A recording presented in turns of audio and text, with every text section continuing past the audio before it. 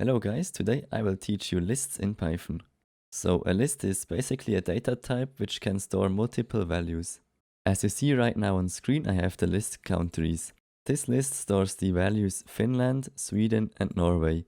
Each three of them are of the type string. You might have noticed these square brackets around the values already. If not, well, I just told you that they are there. We use them to tell Python that this variable is a list, so make sure to not forget those. Then in between those square brackets, we have the values. Each of them are separated by a comma. At the end, there is no comma needed. So yeah, that's basically how you define lists. You can also add unlimited amounts of values, so you are not fixed to 3 or something like this. You can do whatever you want. Hell, you even can add multiple data types to the same list. I mean, that's crazy. That doesn't work in Java, for example. So if we would print this now, then you can see in the console down below, it prints the values like we defined on line 1 above here. The order is the same and basically the output is also the same with the square brackets you see here and down here. You might wonder now, well, I can override variables. Can I do this as well with lists? And the answer is, of course you can.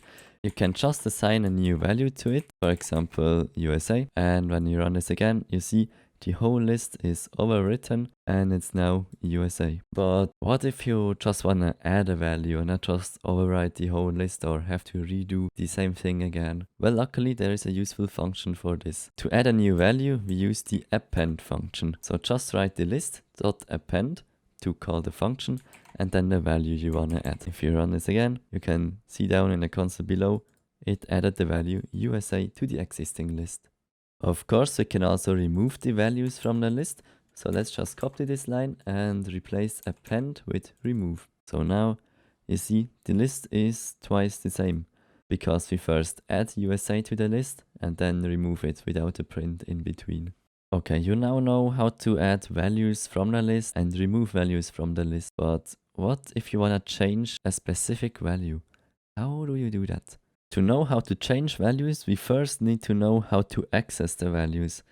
So for example, if you want to print Sweden, it's the second value in the list. To do this, we first need to know how to access values in the list. So for example, if you want to print Sweden, we need to know how to access this value Sweden. So in order to print Sweden, we need to call the countries list. And then directly after the list name, we write the curly brackets. It will automatically write the other part of the curly bracket. And then we write the index number in between those two brackets. So 2. If you run this, you see, oh, it prints Norway. Oh, but Finland is 1 and Sweden is 2.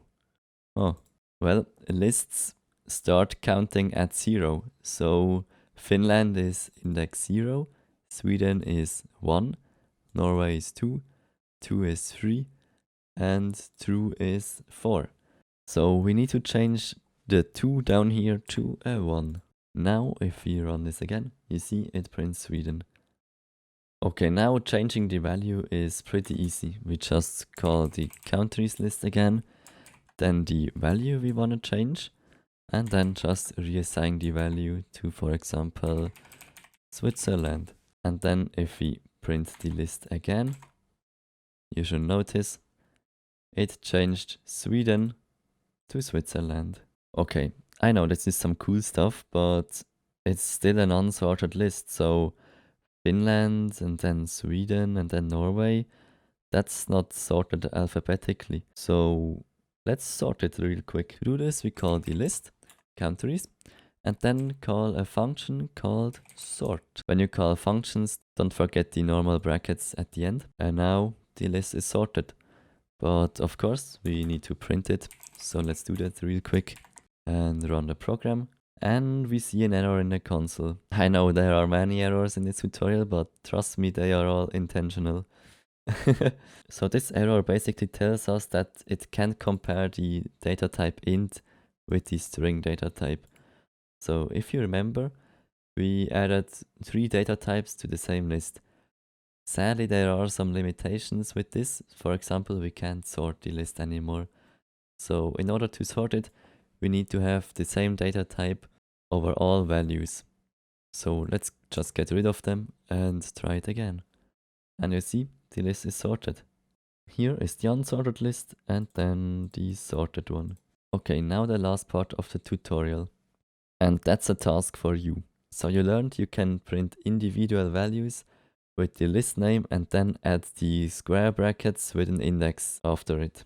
But how do you print the whole list without this ugly formatting we are dealing constantly in this tutorial?